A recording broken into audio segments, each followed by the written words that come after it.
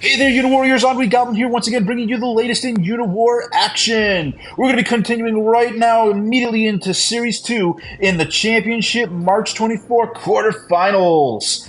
Got two incredibly accomplished players here, and this is going to be one of the highest level matches of the series. It will be Mark GX versus caff. I'm super excited about this. Evenly matched, it would seem, at 3,000 to 3,000. Taking a look over at caff first. Caff coming in at number 7 on the championship ladder rank. Currently off of the general rank, but originally was slated at number 2 in the world on the general 1v1 ladder.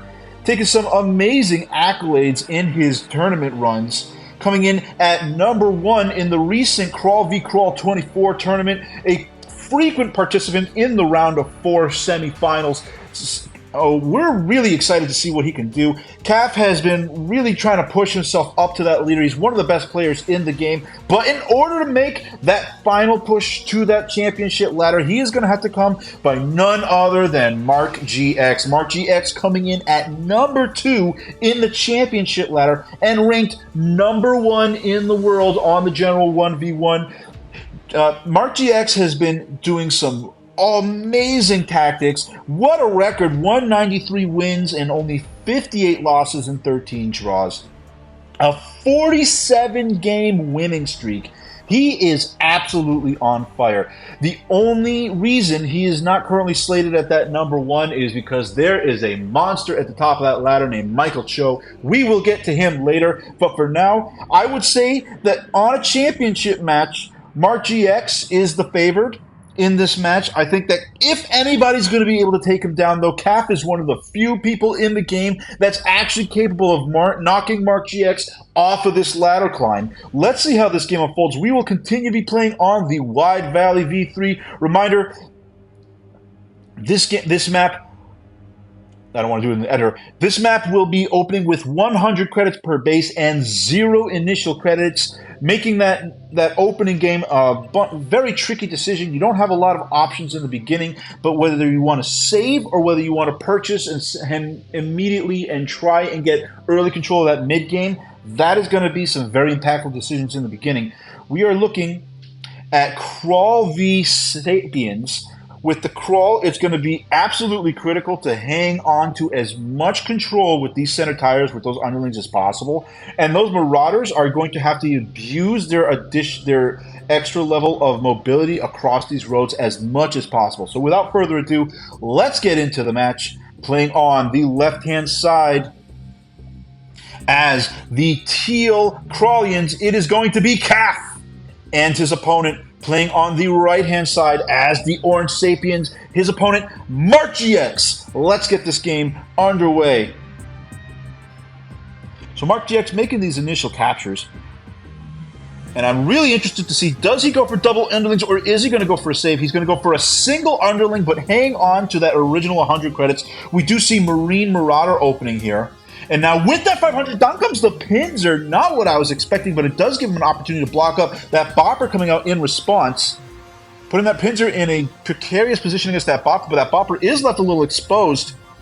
And now that Marauder here, left to its own device, is going to try and abuse that extra mobility in the bottom to get an early underling kill in combination with that Marine. First blood going to Mark GX 100 over. That Bopper opting not to engage, but has to pull back or it will be destroyed very easily by that line of Crawl underlings. And now the Worm coming out, and we have a very strong wall on the north. And the real question is, who can do the most damage the fastest? We have a base cap coming out under now. So with that base cap, can caff respond to that base cap quick enough with enough aggression? It looks like he's going to do an about face and have to pull his Pinzer down in order to deal with this to make sure the base capture does not seal off. The Worm also pushing his Pinzer. Now that Bopper is able to get a repositioning, it's going to make it very difficult for that Pinzer to come back, but he is going to pull his units off in response to that reposition. Though he is able to get a third underling kill. And now here comes an attack directly against the Worm for a neg 5. Is the Worm going to go down this turn? The Worm is eliminated, and now Mark GX getting a dominating attack. Wow, caff caught a little off guard there. hoping to put some northern aggression, but had to reposition, and now I'm paying a very heavy penalty. He is going to get a Marauder kill and possibly another Marine kill here, and that's going to keep him from being too far under the gun. Now only 250 credits down. More underlings being pumped out to deal with this Marauder Marine combo. And now this Bopper and Marauder combo are going to get some underling kills. How much damage? It is going to get a full repair on that Marauder in the back. And now these Marines are going to get a chance to reposition and pull back with the strength, keep that 350 credit advantage. Out comes the copter, and now it's on Caff to respond to the damage. And he does not have a lot of ways to deal with that copter right now. He's got only Crawlian, underlings, and Pinzers on the board. The Worm is going to make that copter think a lot more carefully about wanting to advance, as that Worm will do devastating damage if it's able to catch the captor unaware. And now Mark, not wanting to commit quite yet, with that Worm in the back, waiting to see if Caff can put himself out of position to get a favorable spot. Caff now realigning his Crawlians. Nobody wanted to commit to the center, and here comes that first aggro from the Marauder in this round. Second Marauder going to try and gang up and get another underling kill. Is a second underling kill going to come in? Looks like a second underling kill will be successful. Now putting Mark at 1.1 under. Here comes the attack. A snag 7 against the Worm. The Worm is now crippled entirely. And now the copter is free to come and take a giant shot against that Pinzer with the Bopper and a neg-5. 8 against it. Here comes the base capture attempt. A very strong base capture attempt from Mark GX. I'm not sure if Caff has the ability to respond to this. First, he's going to have to chip away and eliminate that Marauder. Marauder is going to go down. Is there enough to repel the base capture? It looks like the base capture is not going to be repelled. And now Caff just going to have to try and drag this game out as long as possible. Pulling out Salamanders to try and maybe plague down some of these units, deal with the copter, deal with some of these Marauders. The Bopper continuing to do devastating damage against that front line. Exposing that Buriedling. Is the Buriedling going to be able to get an attack on this turn? It's not really going to be enough, though. The Garuda is able to keep 8 of its health. That Salamander also going to get eliminated this turn. And here comes a second capture attempt from Mark GX. Can he keep the second capture attempt going? It looks like, I don't know if Caff can repel this. With the Worm and underling combo is enough to pull off that Marauder, but there's nothing he can do to stop that base capture attempt from being successful. And now Mark GX, can he get it done in this turn? How many turns can he get that base capture done in? Salamander being eliminated. He's going to take a shot. Underling gone. Can he get rid of the Salamander this turn? Salamander is gone, and he's going to base cap it, and he's going to weaken that Worm to a neg-1, and it looks like it might just be the end. Does Caff have a response to this? There's no way for him to build any additional units. It does look like it's going to be a round 12 win.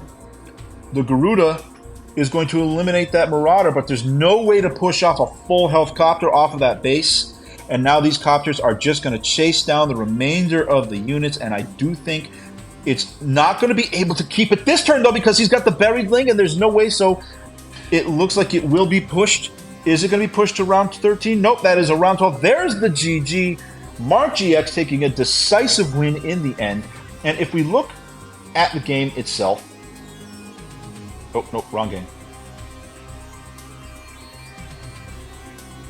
If we look at the game, I think the decisive round... So it was an interesting decision to go Pinzer this early in the game. I was not expecting a round 3, a round 2 Pinzer. What an interesting decision. Really unexpected. And I understand the idea. The idea is to bully along this northern route, see if I can keep just enough defense in this spot here, because there's really only the Marines at this time that are keeping this area from being completely impacted. However, on the next turn, we see that Bopper come out, and the idea is I'm going to push this Pinzer forward and make this Bopper very wary, because if that Pinzer gets a full shot against the Bopper unaware, the Bopper is going to be eliminated in one single hit. So the Bopper is kind of negated because the Pinzer has all this open space. But this response from Mark GX was so well coordinated. He pulls the Bopper back, sees the Worm, and now I've got the Worm the underling, and the pincer. It's a very dangerous ball of death right here on that northern wall. But then it leaves this base overexposed on the bottom, and Mark is able to take great effect on that. And by eliminating that spot and threatening a base capture, if you push an advance forward on this position, I may just go for a base trade, and a base trade is actually going to work out in Mark GX's favor at this point. Caff, deciding not to go for an attempt on the base exchange, instead opts to go and reposition his forces down south. Now, I'm very curious to see if he had opted to accept the base exchange, would it have worked? My concern with a base exchange is that these Marauders probably could have gotten an additional base cap on top of this while going for the base exchange, and there would have been no way for an additional base cap to come from Caff on this spot. So I do think he made the right choice by pulling back, but at this point, now Mark has enough of an advantage that there's really not much for Caff to be able to do. He's got to be reactionary for the rest of the game, and now he's put on back heel, and by having that worm get eliminated, once that copter comes out, he's not able to deal with it effectively. If he had the worm ready and in position, this copter would not have been able to bully the centers effectively. So excellent strategy by Mark GX. What a fantastic counter to this very dangerous line out here. Great game overall. Well done. It looks like Mark GX will be moving up into the semifinals. Very exciting. We will see you on the next game. Thanks a lot, guys. Do not forget to like and subscribe. Hit that bell button, and I will see you guys next time.